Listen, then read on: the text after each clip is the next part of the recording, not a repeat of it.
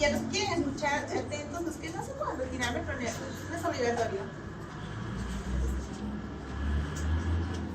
Y si quieres decirlo mejor, no hacer que no estoy levantando la voz. Y si no quieren escuchar, nomás quieren escuchar. Bueno, los síntomas vestibulares, vamos a ver que pueden ser patologías vestibulares centrales o periféricas. Entre los cuadros periféricos, el más frecuente es el vértigo postural paroxístico benigno. Luego sigue lo que es el síndrome de Meniere, la neuritis vestibular, y luego en frecuencia pues sigue lo que es la fístula perilinfática. En lo que cuadra los vértigos de origen periférico, es decir, lo que es el oído, ¿no? Y lo que es central, pues la migraña vestibular es la cosa más frecuente en la patología central. El oído interno, como recuerdo anatómico, la cóclea, ¿no? Y de la cóclea sale el nervio coclear, y del vestíbulo y los canales semicirculares, tanto del utrículo como del sárculo, salen lo que es el nervio vestibular superior y vestibular inferior. Todos juntos forman lo que es el nervio vestíbulo coclear. A nivel del oído interno, o sea, del hueso temporal, el oído está en el hueso temporal, ¿verdad? Y tiene una porción petrosa que tiene una forma de cono. La base está hacia afuera y el vértice está medial. El vértice es lo que es el conducto auditivo interno. Y en el conducto auditivo interno es donde está esta disposición de estructuras, ¿no? Que tiene una línea horizontal, que es la cresta falciforme, una barra de horizontal, digo vertical, que divide los dos cuadrantes superiores, por donde pasa en la parte superior el nervio facial, el nervio coclear en la parte inferior, el vestibular superior y el vestibular inferior. ¿Por qué es importante esto? Porque existe una patología que se llama el neurinoma del acústico o el schwannoma, que es una tumoración que crece a nivel del oído interno, en el canal, el conducto auditivo interno. Muchas veces puede ser intracanalicular o extracanalicular. Y dependiendo de la zona en donde se pueda encontrar, va a generar síntomas, ya sea como hipoacusia, se está comprimiendo el nervio coclear, parálisis facial, se está comprimiendo a este nervio facial, o solamente síntomas vestibulares como vértigo, ¿no? O vértigo e hipoacusia si está en esa zona inferior, ¿no? Entonces, por eso es importante conocer esta disposición y saber por qué, ¿no? Y no solamente saber por memoria. Bueno, aquí está la misma disposición que les decía, ¿no? El vestibular superior e inferior y el coclear, que forma el nervio vestíbulo coclear, que es el octavo par craneal. Entonces, en lo que son los canales semicirculares se van y el vestíbulo, encontramos receptores que se encargan de la aceleración lineal y la aceleración angular. En lo que son los canales semicirculares se trata de los receptores de la aceleración angular, ¿no? Vemos que estos tienen una disposición tipo cono o tipo cubo, ¿no? De 90 grados en cada cuadrante. Tenemos células tipo 1, tipo 2, las células tipo 1 que se encargan de movimientos transitorios y las tipo 2 de movimiento sostenido.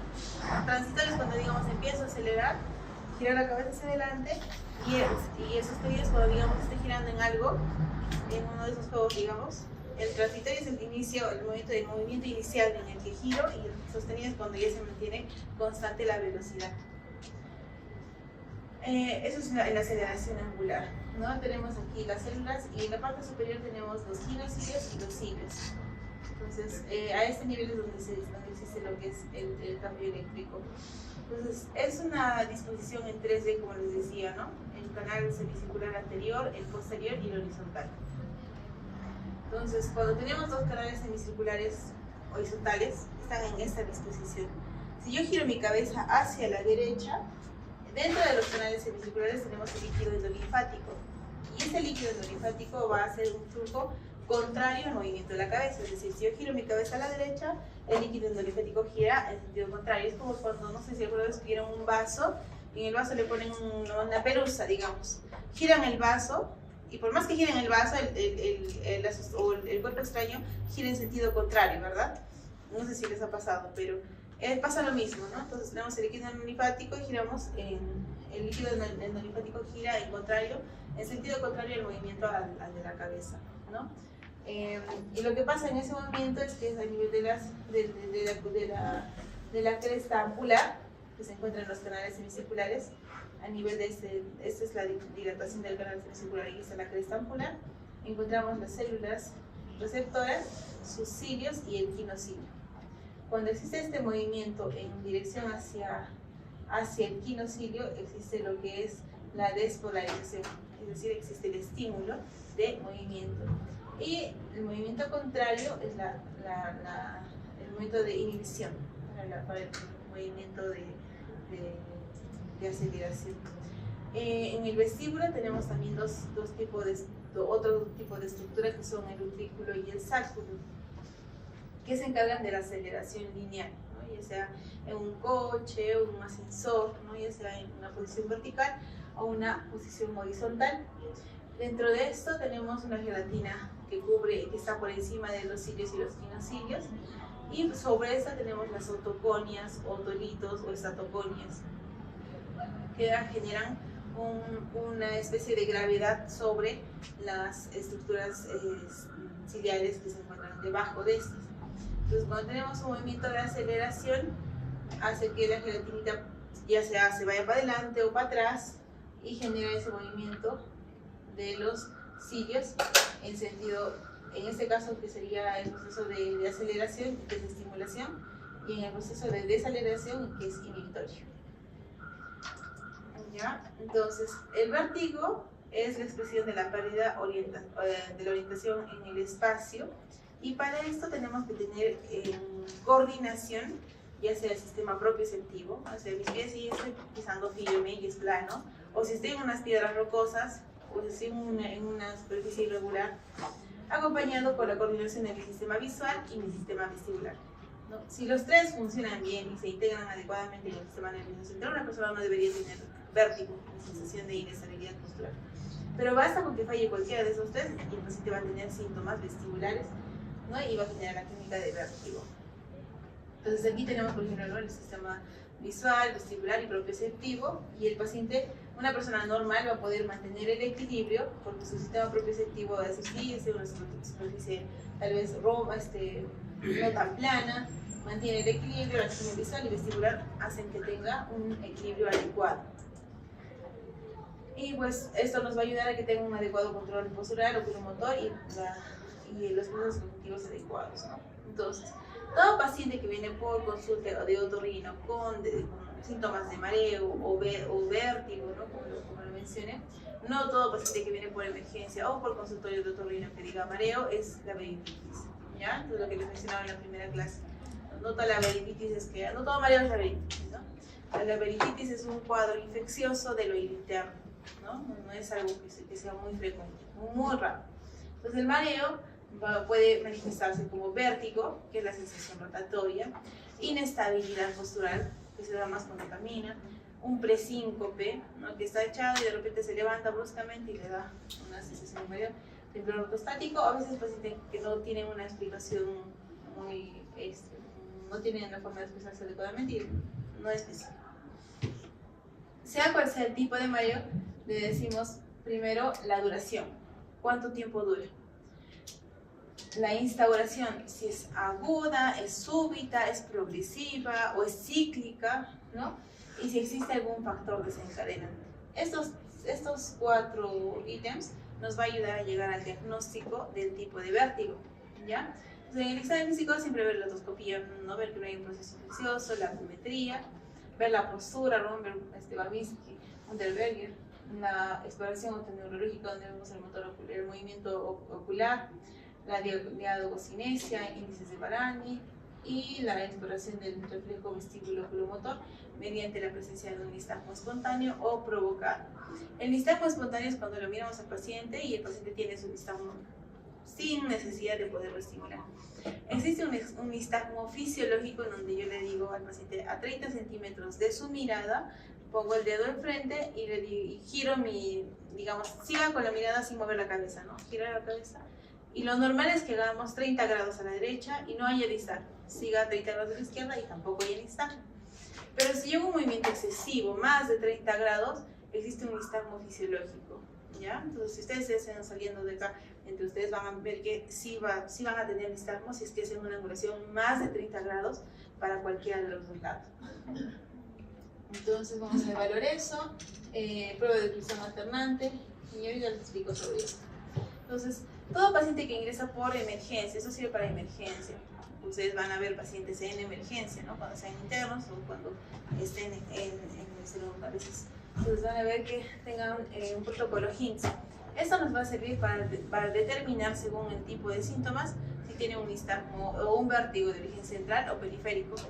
Muchas veces los vértigos de origen periférico, como dije, vértigo posterior paroxístico, Meniere, son cosas crónicas que no son una emergencia. Pero un vértigo central sí. Eso sí es una emergencia y sí, muchas veces pueden quedar con una secuela, ¿no? Pues un ACV, no sé. Entonces, ¿qué vamos a hacer? Evaluamos 3 puntos. El Head Impulse Test, donde vemos el reflejo vestibulocular, el nistagmo y el test de obsesivo o prueba de obstrucción alternante.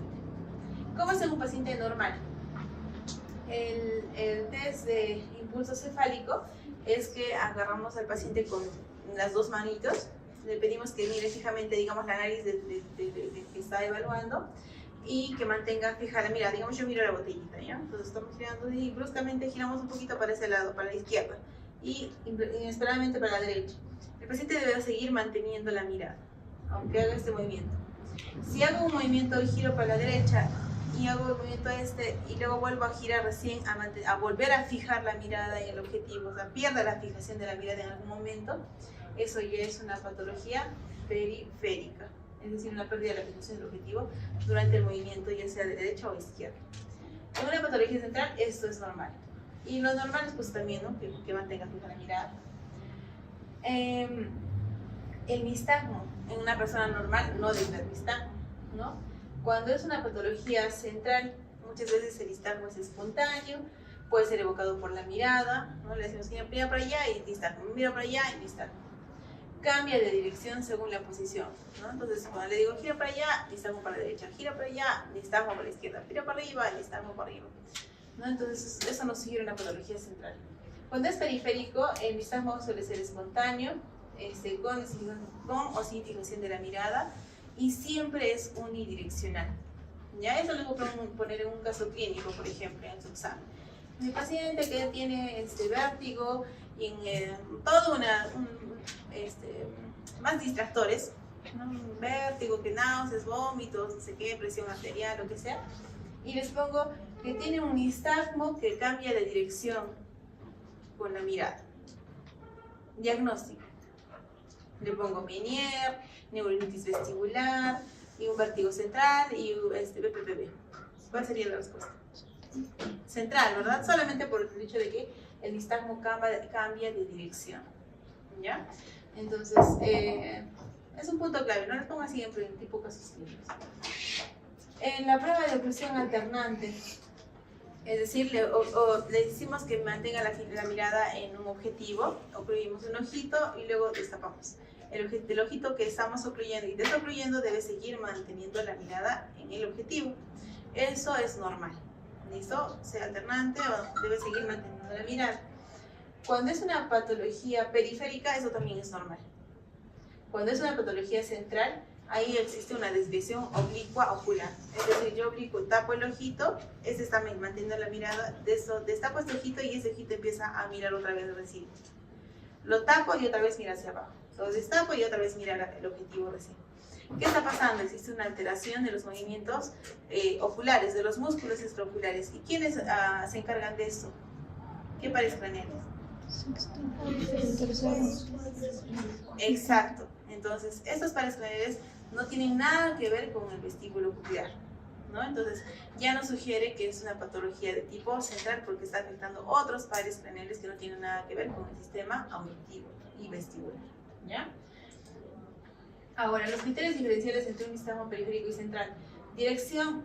El periférico es horizontal, puede ser horizontal puro, cuando es un vértigo postural por el canal horizontal. Horizonte rotatorio vertical con componente torsional, cuando es un BPPV del canal posterior, digamos derecho o izquierdo. Cambia de dirección según el canal semicircular afectado. ¿Eso a qué se refiere? No es que en el central no cambiaba. En este caso se refiere a que, digamos, tengo un BPPV del canal posterior derecho e izquierdo. Si yo le hago una maniobra de discal pipe, que es la maniobra de provocación, para evaluar un BPPV del canal posterior del lado derecho, mi nistagmo va a ser vertical con componente torsional hacia el lado derecho. Si le hago un discal pipe para el lado izquierdo y está también afectado el izquierdo, en ese momento va a tener un nistagmo de ese oído, o sea, que va a ir vertical con componente torsional a ese lado que estoy evaluando, ¿ya? Entonces, eso es diferente. Y si lo evalúo el canal horizontal, igualito, ¿no? Si lo recuesto mirando el techo, va a tener un nistagmo horizontal puro. Fijación visual. Cuando es periférico, le digo, está con su nistagmo así loco, y le señor, mire mi dedo. Y ya, deja el nistagmo. Quito la fijación y otra vez el nistagmo. Cuando es central, la fijación no lo suprime. Señor, mire mi dedo, sí estoy mirando, pero veo doble, o veo que se sigue moviendo, no sé. Acá no les dije, en caso de la dirección central es vertical y cambia de dirección sin estímulo. Por ejemplo, aquí es otra pregunta de examen. Les digo un paciente que tiene vértigo de 1 minuto de duración, le hago una maniobra de discal pike del lado derecho y tiene un nistagmo horizontal puro, ¿no? Entonces ahí, por ejemplo, cuando es un discal pike, se debe hacer el canal que se evalúa es el canal posterior de ese oído.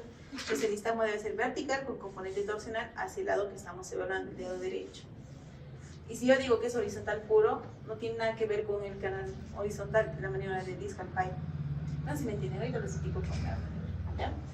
¿Qué más? Ley de Alexander. Aquí la cumple y acá puede cumplirla, pero varía. ¿Qué se refiere a la ley de Alexander?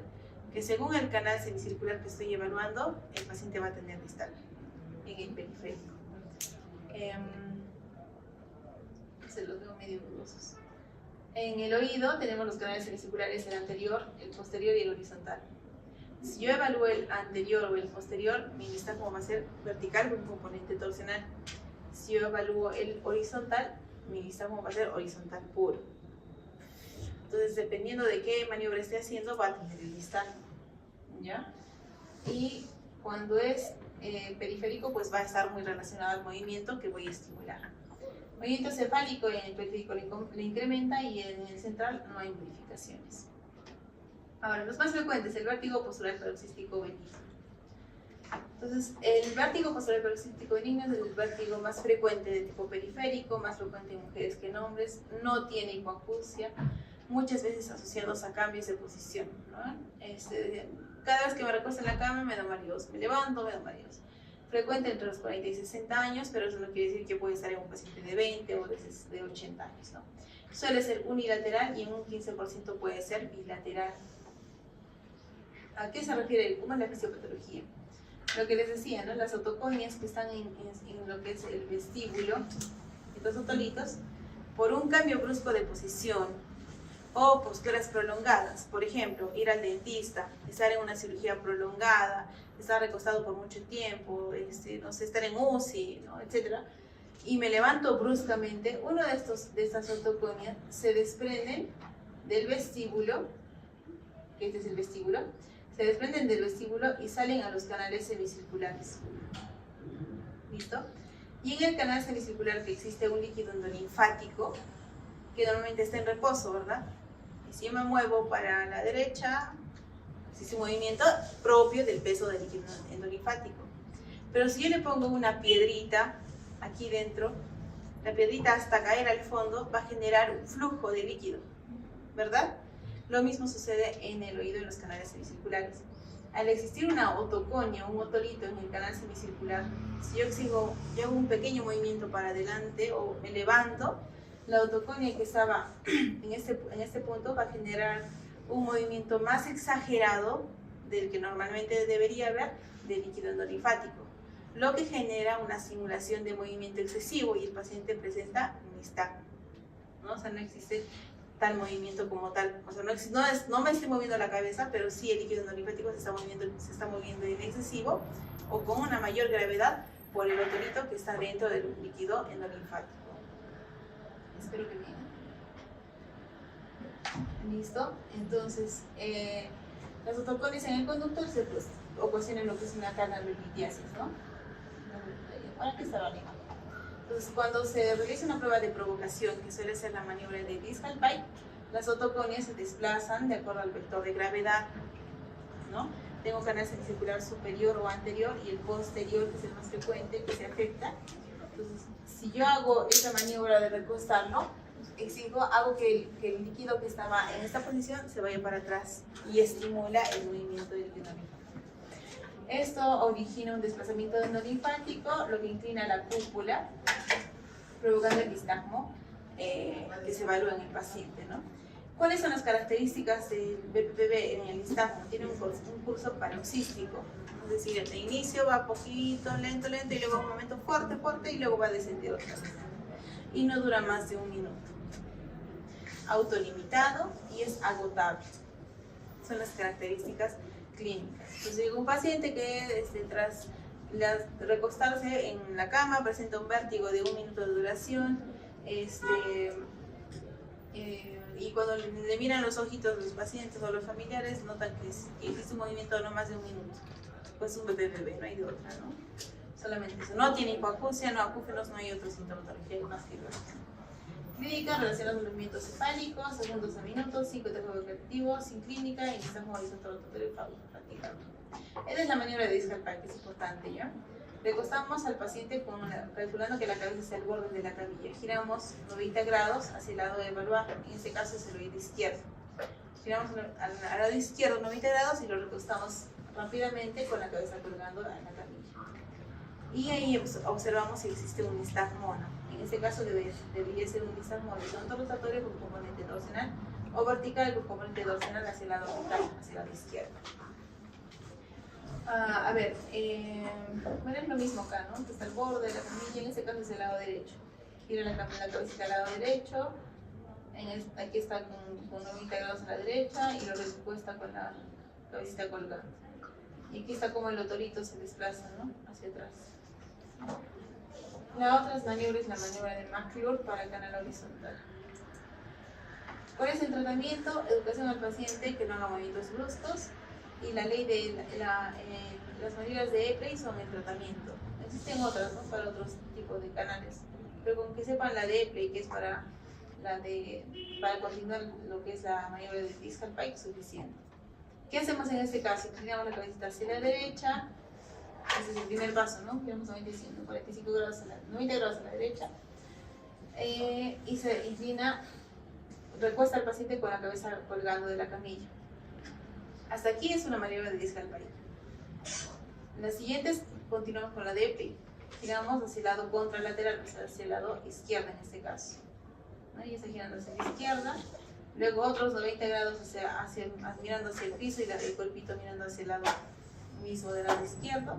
Y luego se incorpora hacia la derecha. Es como que está el paciente girando acá para la derecha, digamos para la izquierda, ¿ya? Y esta es la cabeza. Está aquí el paciente, esta es la nariz, ¿ya? Y aquí está la camilla. Entonces, ¿qué hago? Quiero evaluar el lado izquierdo, derecho, digamos. Lo giro a la derecha y lo recuesto en la camilla con la cabecita colgando de la camilla. Pasa 1 minuto y digamos que salió positivo. Continúo con las maniobras. Hasta ahí es Discal-Pike. Epley es que giro para el lado contralateral, solo la cabeza, ¿ya? Para el lado contralateral, para el lado izquierdo en este caso. 1 minuto. El otro paso es que gire 90 grados para hacia abajo, el cuerpo y la cabeza mirando hacia el piso. Otro minuto y luego se sienta. Y con eso es el tratamiento. Y ya no va a tener más vértigo el paciente. Solamente con eso. ¿Ya? Otra patología es la enfermedad de Meniere, cuyo se puede decir que es un sinónimo del hidroxano linfático. Es una hipertensión del líquido linfático. Se caracterizan por crisis variables de duración e intervalos. No puede durar desde 20 minutos hasta horas, ¿no? Es más frecuente en mujeres que en hombres, entre los 30 y 40 años. Hay una triada clásica: vértigo, hipoacusia de tipo neurosensorial, sobre todo que afecta a frecuencias graves en la audiometría y acúfenos. Entonces, muchas hipótesis, ¿no? Cuando hay alteraciones en la microcirculación, falta de absorción de la endolinfa. La endolinfa se absorbe en el saco endolinfático, entonces puede haber una alteración anatómica a ese nivel, alteraciones de los iones, ruptura de membranas, ¿no? Entonces, vamos a ver que el vértigo suele ser brusco, de duración variable, es un vértigo muy intenso e incapacitante, sobre todo por la duración. Se asocia muchas veces a síntomas neurovegetativos y no altera el estado de conciencia. En la audiometría encontramos una hipoacusia de tipo neurosensorial, ¿no? El izquierdo está normal y el derecho sí está con una hipoacusia de tipo neurosensorial. con afectación de frecuencias graves inicialmente, y ya cuando son crisis repetidas por años, incluso puede afectar de tipo, puede ser pantonal, es decir, afecta todas las frecuencias, ya no solamente las frecuencias graves. Se refiere a que sea fluctuante cuando tiene crisis, baja la audiometría de tipo neurosensorial tal cual, y pasa la crisis y esto mejora, su audición mejora un poco. Vuelve la crisis, vuelve a bajar la audición. El acúfeno va a estar muy frecuentemente relacionado con el grado de hipoacusia y suele ser continuo, ¿no? Otras pruebas que ayudan a esto es el test de glicerol, pruebas vestibulares, la prueba calórica, estudios de imagen para ver alteraciones anatómicas en el saco endolinfático. La electrocopiografía también es otra prueba que nos sirve para diagnosticar la enfermedad de Meniere. El tratamiento para la crisis, reposo. Se puede usar sedantes vestibulares, ¿no? También antieméticos como el dimethyltrinato. Y para el mantenimiento, sobre todo un soporte psicológico, porque el paciente tiene que saber que va a tener toda su vida sus crisis de Meniere, ¿no? y tratarlo pues cada vez que tenga, ¿no? Educación al paciente, sobre todo porque tiene que tener una dieta hiposódica, evitar el estrés, la fatiga, supresión de tóxicos, tabaco, alcohol, café, ¿no? Y todo lo que tenga preservantes muchas veces. Se asocian en el tratamiento los diuréticos como acetazolamida o hidroclorotiazida, a veces betahistila, que son vasodilatadores, metacilina, corticoides. Ahora, si el vértigo es muy incapacitante, pues es una neurectomía química, siempre y cuando, digamos, también esté asociado a una hipoacusia neurosensorial profunda, ¿no? Ya una crisis, digamos, un paciente de 70 años que tiene vértigo desde los 40 años, que tiene unas crisis que se hacen muy continuas, ¿no? Ya no lo deja vivir. Entonces, ¿qué hacemos? Una neurectomía química. ¿Qué es la neurectomía química? Pues la infiltración intratimpánica de un ototóxico, puede ser la gentamicina, por ejemplo. Entonces, en esos casos, se hacen también cirugías de tipo conservador, como una descompresión del saco endolinfático cuando se halla que es lo que está fallando es pues, el drenaje del líquido endolinfático, y algo más destructivo, pues una cocleosaculectomía, una laberintectomía o sección del nervio vestibular. Y esto es un poquito más agresivo. Eso es un poco como que el equivalente. La neuritis vestibular es la anulación súbita de la función vestibular, que suele ser unilateral entre los 30 y 40 años, no hay predominancia por los sexos. Siempre va precedida por un cuadro infeccioso respiratorio reciente, ¿no? Hace una semana tuvo un cuadro viral y días después presenta un vértigo constante, un solo episodio de vértigo, pero que es continuo y que va bajando poco progresivamente, ¿no? El antecedente de infección de vía respiratoria, se genera una lesión inflamatoria a través del proceso infeccioso viral, alteración de la vascularización de la arteria vestibular inferior, isquemia también puede estar asociada muchas veces. La clínica pues es un vértigo brusco e intenso, único, muchas veces asociado a un cortejo vegetativo, ¿no? Náuseas, vómitos, mucho depende del umbral del paciente, el umbral de tolerancia que tenga el paciente. Puede durar de horas hasta días, ¿no? 8 horas, incluso hasta 2 o 3 días. Y la disminución es progresiva hasta que existe una compensación vestibular o vamos desinflamando el nervio, ¿no? No existe síntomas auditivos, no hay hipoacusia, no hay acúfeno, solamente es un vértigo, una crisis única de vértigo. El nistagmo es espontáneo, el centro rotatorio, acetadosano, romper hacia el enfermo. Puede haber una hiporreflexia o areflexia en la prueba calórica y no hay focalidad neurológica. Bueno, lo que les dije era la laberintitis, ¿no? Es una inflamación originada por una infección que llega a la cápsula óptica, que es decir, el oído interno. Siempre secundario a un proceso infeccioso, ya sea una otitis media crónica, con colecistoma, psicolecistoma, una otitis media aguda, o por vía retrógrada una meningitis o hematógena por una septicemia, ¿ya? Muchas veces la hipoacusia que genera, en estos casos de la laberintitis sí hay hipoacusia porque daña lo que es el oído interno, la cóclea incluida, y muchas veces la cóclea pues genera a este nivel se genera una hipoacusia de tipo 2. Entonces aquí tenemos un cuadrito donde pueden diferenciar el PPPB, donde existe una instauración brusca de 1 minuto de duración asociado a cambios posturales. Meniere, brusco fluctuante de 20 minutos hasta 4 horas. Cíclica, fluctuante acá.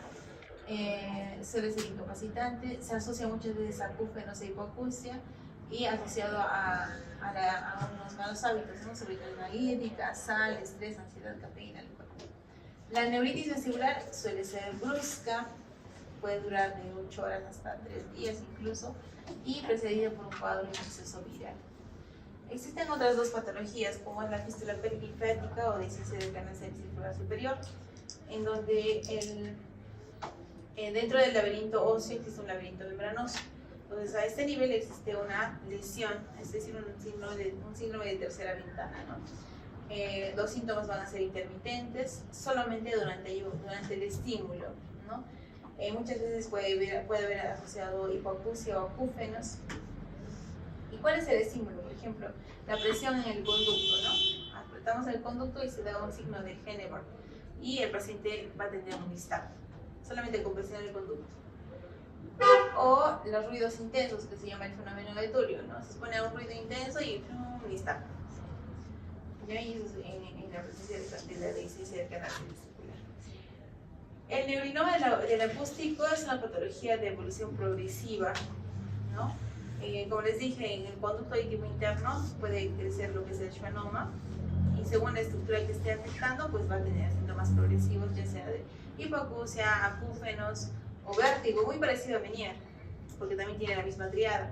La característica es que en este caso los síntomas son progresivos, no es brusca ni fluctuante, ¿no? En este caso vienen los tres y aparece y luego desaparece, aparece y desaparece. En el neurinoma no. Puede ser un paciente de 70 años que desde hace 10 años tiene hipoacusia del oído derecho más que del oído izquierdo.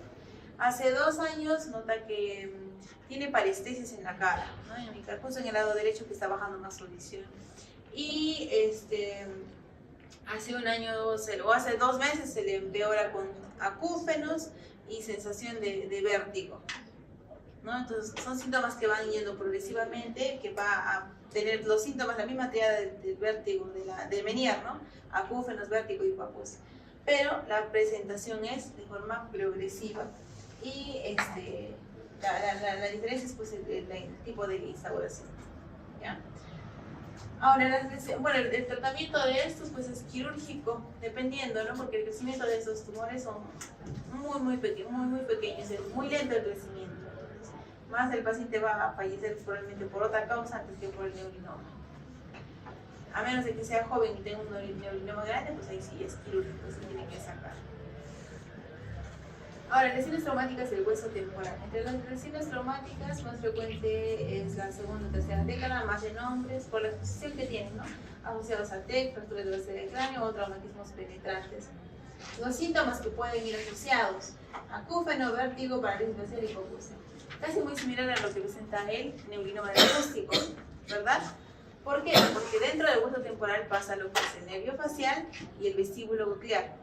Y dijimos que el vestibular y el coclear son nervios que están estando muy separaditos, que luego se juntan, ¿verdad? Entonces, entre las fracturas encontramos fracturas que pueden ser por contusiones, que son las más frecuentes, y penetrantes menos frecuentes. Suelen ser de difícil consolidación y pueden mantenerse incluso en el tiempo, ya que la cápsula óptica es una estructura bastante rígida, con mucha dificultad se fractura. Pero si es que existe esto, puede generar síntomas otoneurológicos, porque, digamos, en este caso no es una fractura transversal, este es el conducto auditivo interno y este es el canal semicircular y parte del vestíbulo. Entonces, si existe una sección completa, va a atravesar justo las estructuras que pasan por el conducto auditivo interno, que eran el nervio, todas estas estructuras, ¿no? Vestibular, coclear y facial. Entonces compromete los 4 nervios y los síntomas van a ir asociados justamente relacionados a eso, ¿no? Entonces, vamos con la clasificación: longitudinales y transversales. ¿Cuáles son las más frecuentes? Las longitudinales. Y las transversales son las menos frecuentes. ¿A qué se refiere con longitudinal? Este es el eje del hueso temporal. Este es el vértice y esta es la base. No es como un cono que está en esta dirección, ¿no? Horizontal.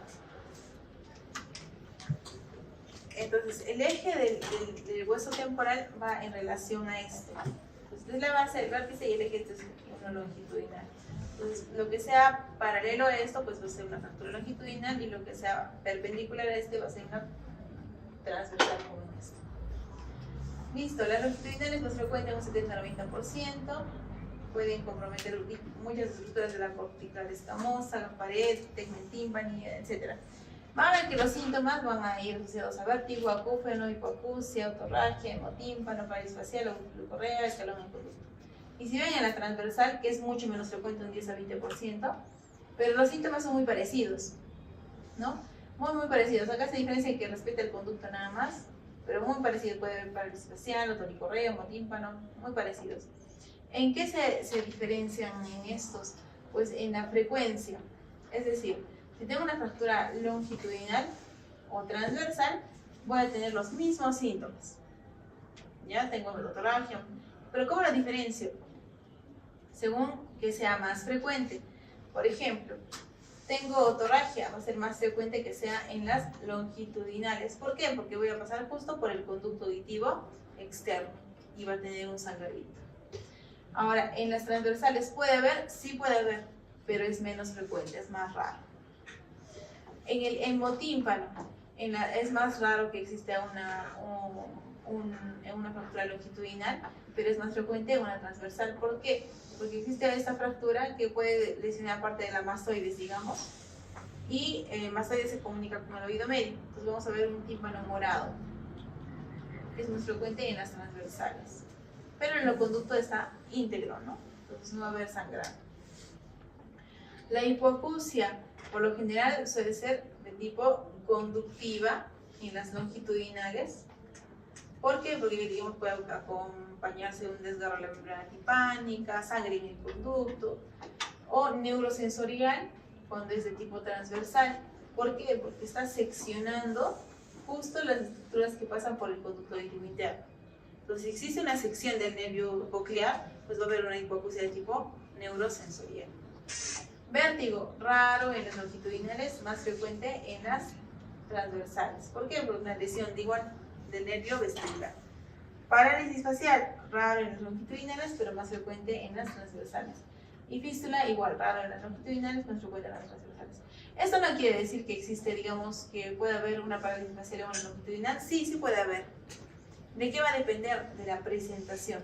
Por ejemplo, si existe una fractura transversal y el paciente tiene parálisis facial inmediata, no viene por emergencia. El paciente que acude por emergencia y tiene parálisis facial inmediata.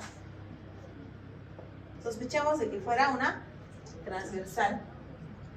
Pero si, digamos, veo un paciente que ingresa por emergencia y no tiene parálisis facial, ya no tiene parálisis facial, escucha normal, pero al día 5 post hospitalización siente que no puede mover muy bien la carita, se le cae la comida por los labios, y cuando le evaluamos sí tiene una parálisis facial muy leve. ¿Qué tipo de fractura sería? ¿Longitudinal o transversal? Longitudinal. ¿Por qué? Porque sería por edema, no porque exista una sección. Porque, digamos, el primer día que llegó estaba bien, y como les dije, esto no se desplaza, ¿no? O sea, el hueso te para y luego mover, no es porque me muevo y se va a desplazar, ¿no?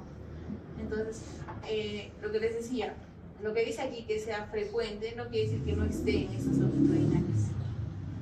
Entonces, les puedo poner un caso clínico como tal cual les dije ahorita, ¿no?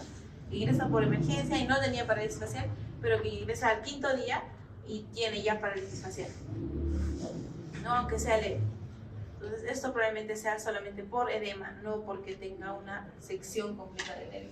Ahora, si llega por emergencia y tiene inmediato una deformidad, una asimetría completa en la carita, pues ahí sí sospechamos de que sea una fractura de tipo transversal.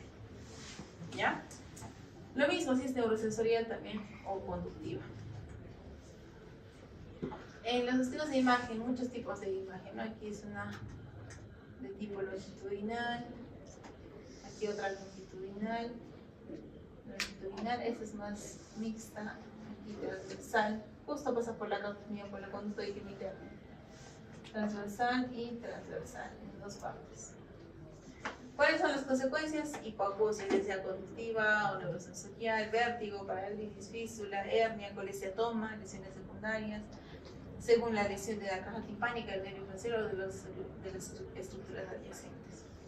La hipoacusia de transmisión o conductiva, generalmente por una lesión de la membrana timpánica o la cadena de huesecillos, ¿no? Puede haber un hemotímpano, hemorragia. Si es neurosensorial, por lo general es cuando la fractura atraviesa la cápsula óptica, es decir, una fractura de tipo transversal, ¿no? Y encontramos una audiometría de este tipo. En el oído izquierdo normal y en el derecho una hipoacusia profunda, ¿no? Ahora, si se asocia a hipoacusia fluctuante con síndromes vestibulares, puede ser asociado a una fístula perilinfática o síndrome de dehiscencia del canal semicircular superior, ¿no?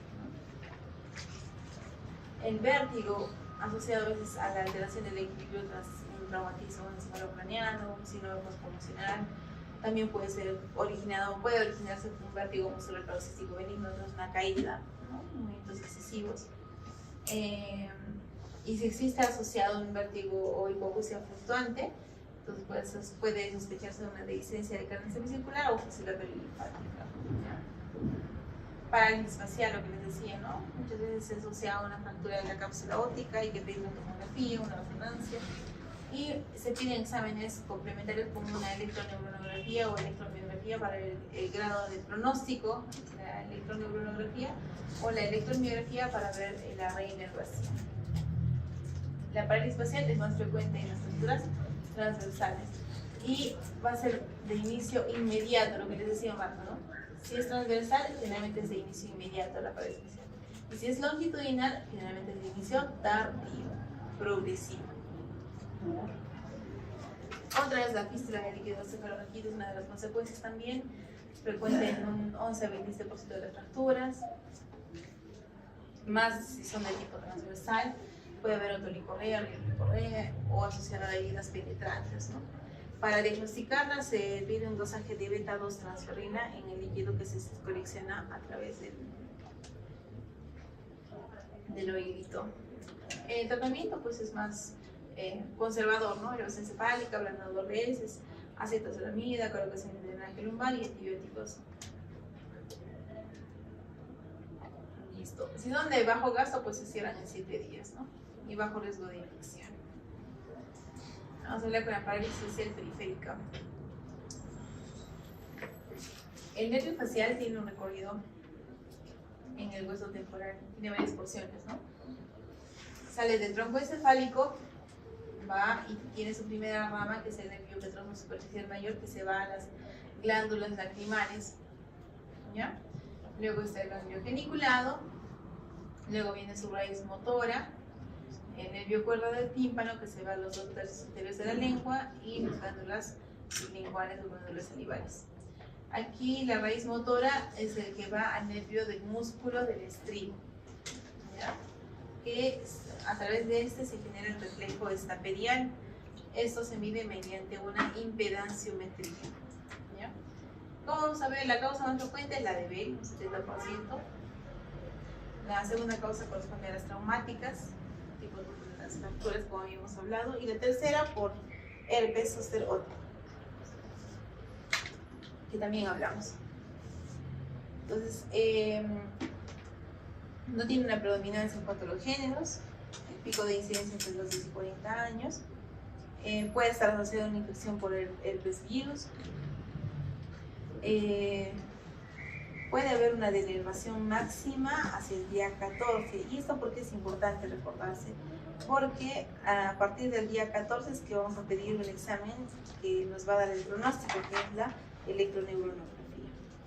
La teoría inflamatoria, donde existe un edema y un fenómeno de autocompresión, porque en la zona mastoidea incluso, en la zona timpánica, en la zona petrosa, donde no hay un espacio, es un hueso que lo cubre el nervio facial, ¿no? Entonces, si existe un edema de se autocomprime y se genera una autoisquemia.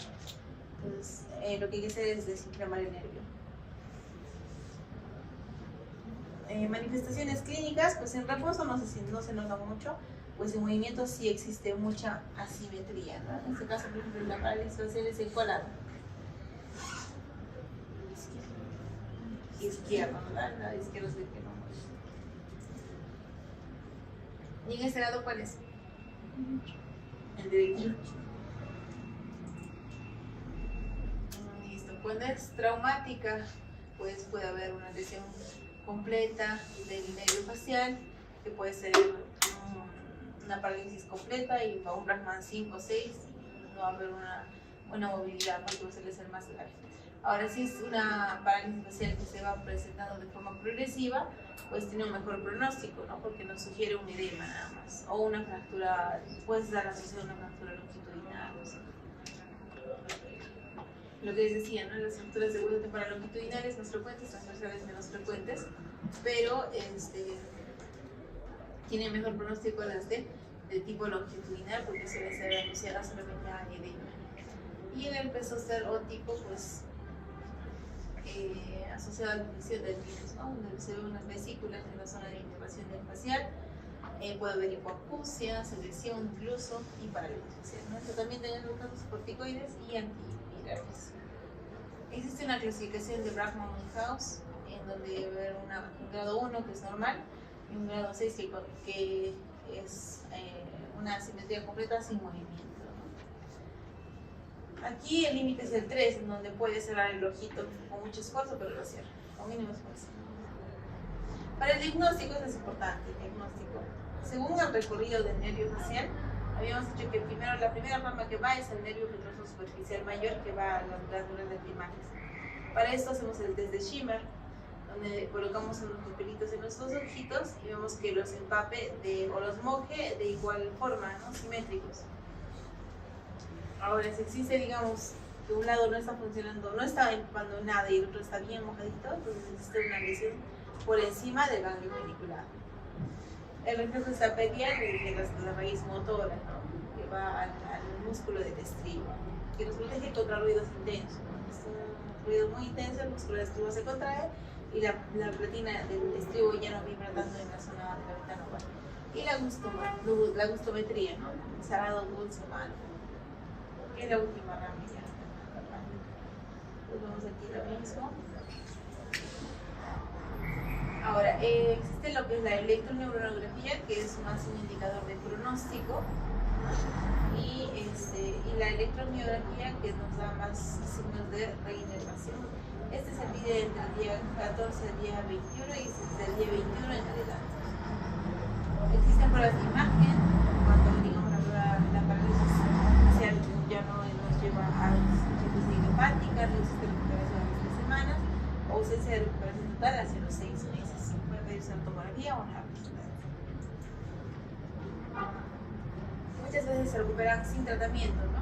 Pero sucede que el tratamiento precoz puede disminuir el dolor o el grado de intensidad de la denervación, ¿no? Y por tanto, menos secuelas. ¿En qué se dirige el tratamiento? En corticoides, ¿no? Prednisona 1 miligramo por kilogramo de peso por 15 días y va descendiendo progresivamente. Antivirales, si es que vemos que hay alguna reacción por el herpes zóster o el penótico.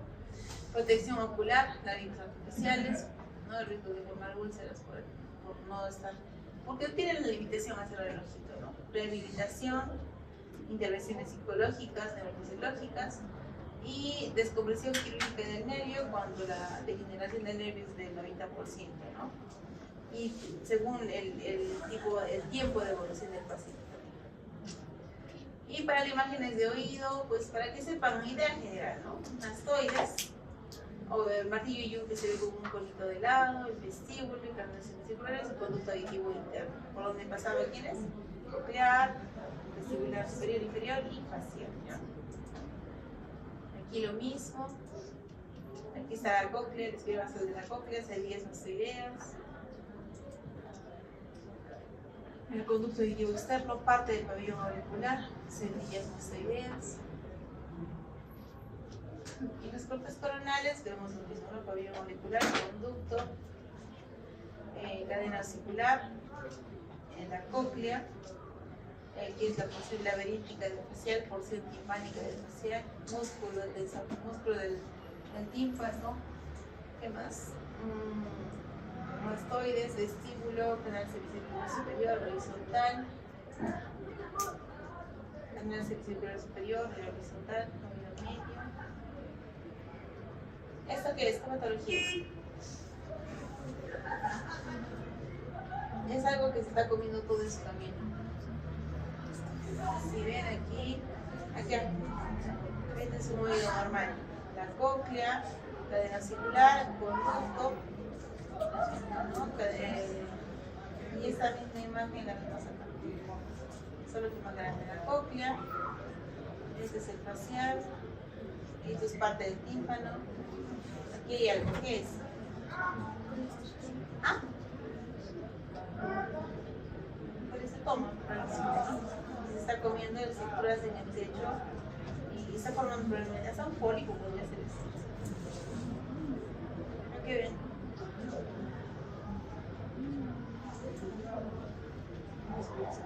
Este es un canal semicircular y aquí está erosionado parcialmente. Aquí hay algo que está ocupando el techo. Le dicen si hay canal semicircular superior y eso es todo. ¿Alguna pregunta?